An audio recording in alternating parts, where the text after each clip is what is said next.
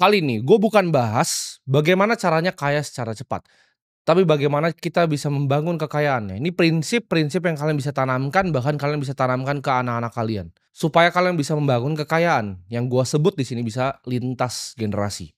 Karena kalau lu bisa tanamin 5 prinsip ini di hati lu nggak akan bikin kekayaan yang sebentar. Lu akan membangun kekayaan yang seumur hidup. Ini ibaratnya fondasi. Banyak manusia yang bisa jadi kaya, ya. Banyak yang bisa membuat kekayaan, tapi nggak banyak yang bisa mempertahankan kekayaan. Sekedar kerja sangat keras, kerja pintar, kerja cerdas itu bisa menjadi kaya. Bahkan hoki pun ada yang menjadi kaya. Tapi untuk mempertahankan kekayaan, itu membutuhkan skill. Dibutuhkan kebijaksanaan dan pola pikir ya, untuk lu bisa mengelola uang lintas generasi. Dan gua ngajarin kalian di sini itu bukan sebagai guru ya, gua nggak mau menggurui kalian, tapi gua ngajarin kalian di sini sebagai anak muda yang dulu pernah terjebak ya dalam ilusi pengen kaya secara cepat. Pengen kaya cepat itu kan tabrak semuanya, langsung kayak roket aja sampai ke atas.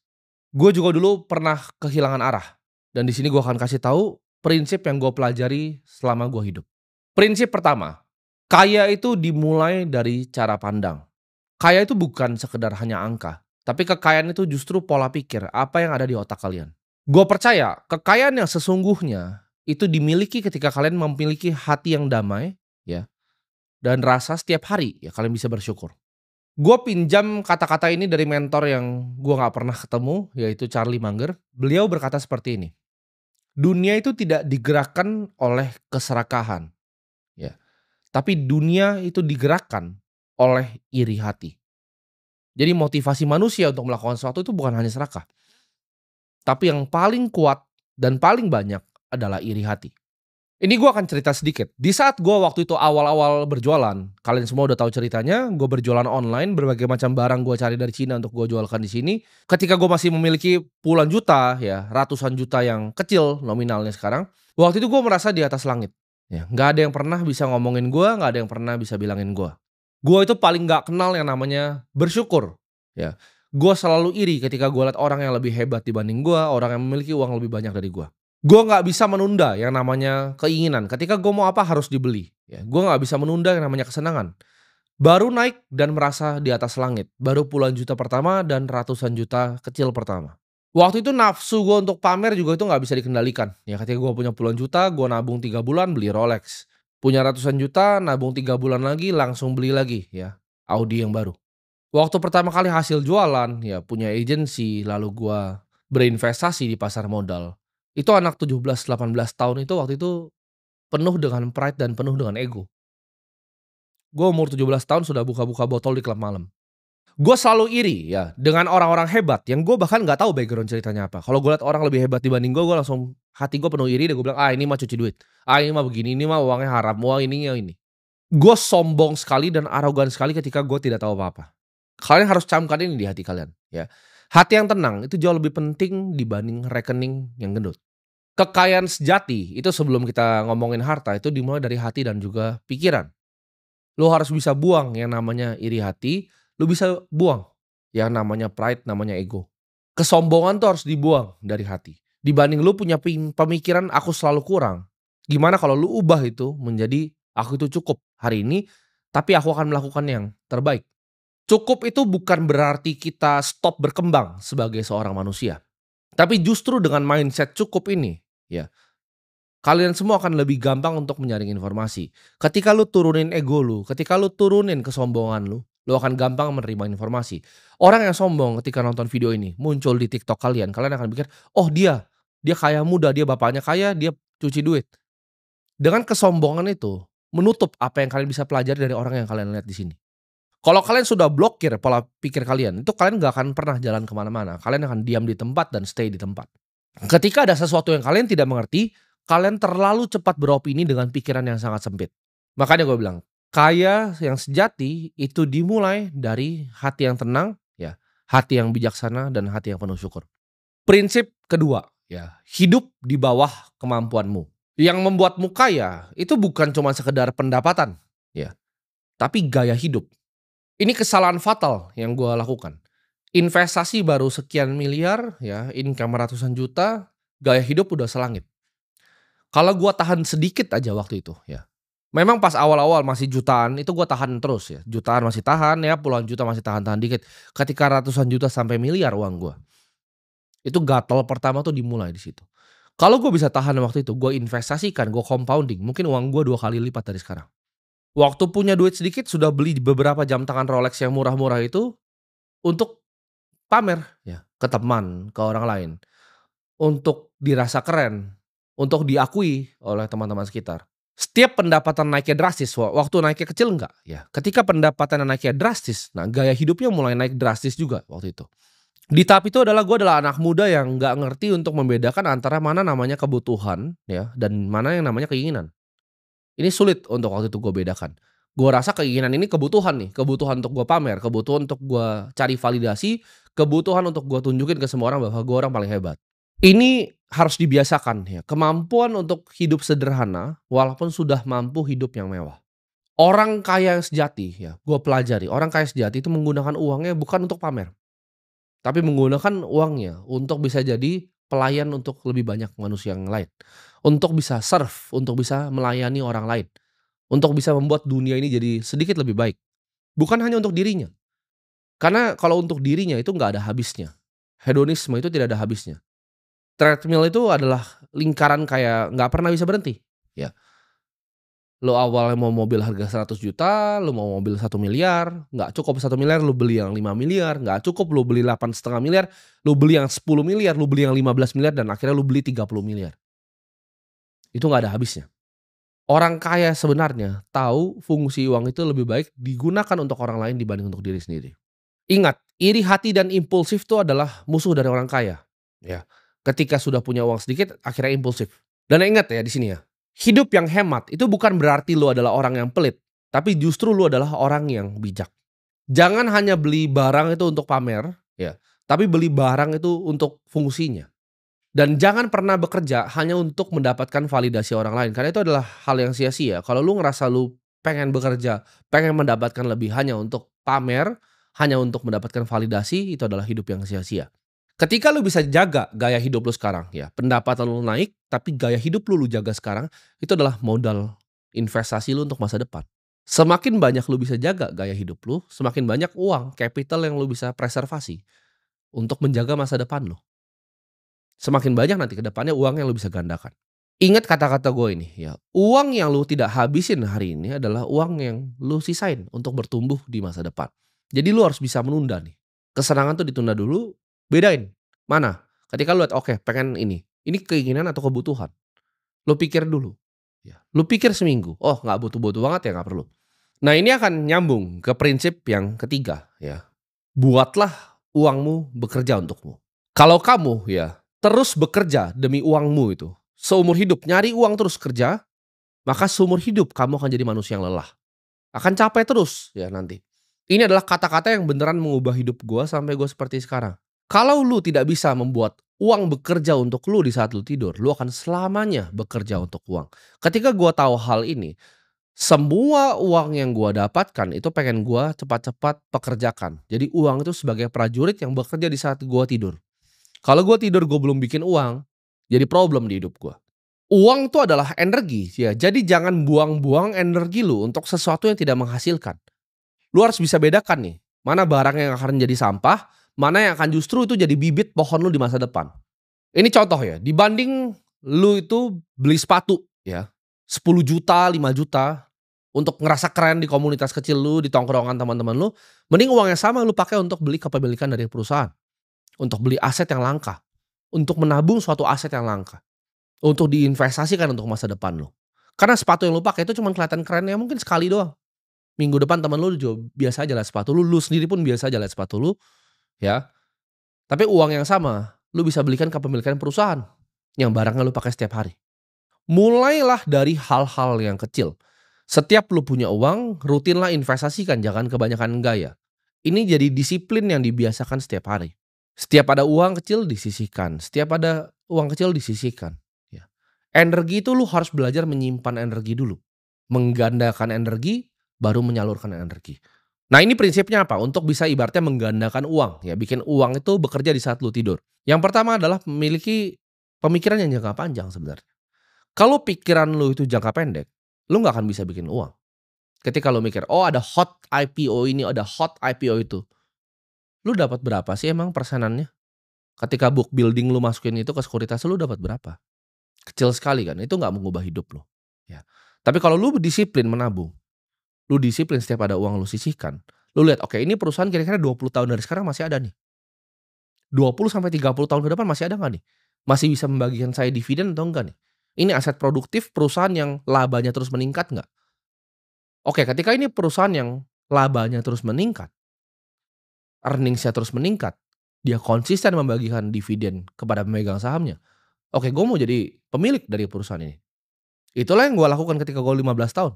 Investasi tuh nggak ribet, ya. Rumusnya sederhana. Sabar ditambah waktu. Investasi itu sama dengan sabar ditambah waktu. Bukan lu beli sesuatu sekarang lu berharap kayanya besok. Itu lu di alam mimpi aja. Nah ini prinsip lagi ya tentang menggandakan uang. Belilah aset di saat semua orang ketakutan, semua orang nggak ada yang mau beli aset. Contohnya di saat COVID, orang semua takut. Itu gue beliin murah-murah perusahaan-perusahaan bagus.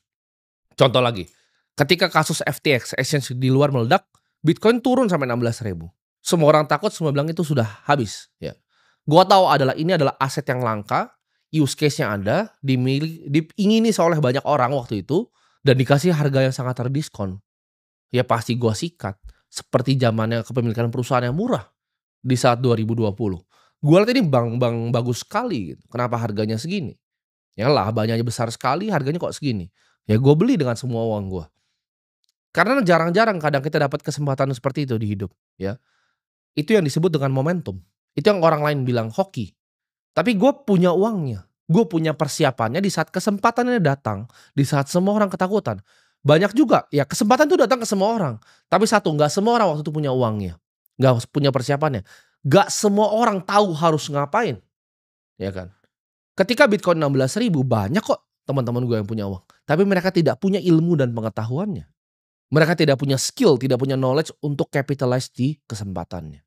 Di saat orang takut, di situ saatnya kita masuk. Di saat semua orang euforia, semua orang pesta, semua orang senang, di saatnya itu kita kabur. Investasi itu butuh waktu, ya. Sama seperti kita menanam padi. Jangan langsung lu panen, tunggu dulu, sabar dulu, lihat dulu. Nah, kalau lu menggunakan prinsip ini, ya, untuk bikin uang bekerja di saat lu tidur, itu hidup lo akan enak sekali, ya. Seperti gua nih, tadi malam gua tidur, gua bangun, uang gua sudah bekerja untuk gua. Salah satu perusahaan yang gua cover dari 2015, sekarang gua memiliki hampir puluhan juta lembar. Dari puluhan juta lembar itu, November nanti gua dibagikan dividen interim, Maret gua akan dibagikan dividen lagi. Dari 3,36% dividen yield yang gua dapatkan dari situ, gaji gua kira-kira ya lebih besar dari beberapa direksi di situ. Direksi kerja dari pagi sampai malam. Sedangkan gue sebagai investor di situ, gue hanya duduk tenang, diam, ya. Gue bisa ajarin apa ilmu yang gue punya, gue bisa ajarin hal seperti ini. Itu sudah lebih ya dari lu mau ngomong direksi-direksi bankir-bankir yang sudah senior. Pendapatan gue hanya dari dividen di satu perusahaan yang gue punya. Ya ini perusahaan paling besar di Indonesia. Mungkin non direksi dan non mantan komisaris, gue adalah single shareholder terbesar pribadi. Jadi kapan untuk kita bisa nanam bibit? Ya, kalau lu belum tanam bibit lu itu untuk bikin pohon, ya, tanam sekarang. Bibitnya lu taruh di situ, lu kasih air, biarkan dia jadi pohon yang luar biasa rindang. Habisnya kayak gue, pohonnya udah luar biasa rindang. Gue tinggal ngaso di situ, gue bisa ajak keluarga gue untuk bahkan ngaso di situ. Gue bisa nikmati rindang pohonnya. Karena bibitnya udah gue tanam lama dari gue umur 15 tahun. Ya, gue panennya sekarang. Ada yang ngerasa, oh pengen kaya cepat dari investasi, silahkan tinggal di planet yang lain. Karena investasi rumusnya adalah investasi sama dengan sabar ditambah waktu. Prinsip keempat, ya, kuasai dirimu. Kalau lu nggak bisa kuasain nafsu lu nggak akan pernah bisa jadi orang kaya. Dan uang itu tidak akan pernah dititipkan jatuh di tangan lo. Musuh kekayaan itu apa sih? FOMO, ya, emosi dan ego. Orang yang punya uang seperti gua itu gimana caranya bisa bangkrut? Biasanya karena mereka berinvestasi di sesuatu yang mereka nggak mengerti dalam jumlah yang banyak. Mereka FOMO, ada teman bilang opportunity ini bagus, ya, ada tambang di sini bagus, begini, tapi nggak beneran mengerti bisnisnya. Dia masuk, ya, dengan uang yang besar itu lalu hilang semua. Ketika gua dulu sebelum Seperti sekarang, ya, ketika gue masih jadi orang yang bodoh, ketika dibisikin, "Oh ini ada IPO yang hot ini." Oh gue ikutan, gitu. Gue hajar lu terus di atas. Oh ini katanya bandar si A mau mainin yang ini nih, ini mau digoreng nih sama si B. Gue kenal personal bandar-bandarnya. Kadang gue dengerin juga, terus habis itu ketika gue beli mereka yang banting gue. Ketika gue FOMO beli sesuatu, di situ saatnya selalu gue rugi. Tapi namanya manusia, ya melakukan kesalahan. Ketika gue FOMO, ya dihajar gue. Oh ini IPO paling bagus nih, pertama di Indonesia seperti ini. Masuk, dihajar sama bandarnya sendiri. Tapi jadi pelajaran gitu, itu uang sekolah buat gue. Lumayan mahal uang sekolahnya, belasan miliar waktu itu. Di saat gue emosi, ya gue mau mendapatkan keuntungan berkali-kali lipat, di situ saatnya gue selalu kena kebakar. Jadi jangan gampang FOMO, kayak tadi, bahkan gue tahu gue dikerjain sama bandarnya, tapi gue nggak nyalain bandarnya, fair game kok. Walaupun dia ngomong ke gue kok beli. Ya dia bilang dia jualnya nanti tunggu seminggu dulu, hari kedua langsung sesi 2 dia banting. Barang gue dibanting semua, ya. Gue telepon sekuritas gue bahkan minta beli di harga atas. Itu kalian bisa lakukan tuh sebenarnya.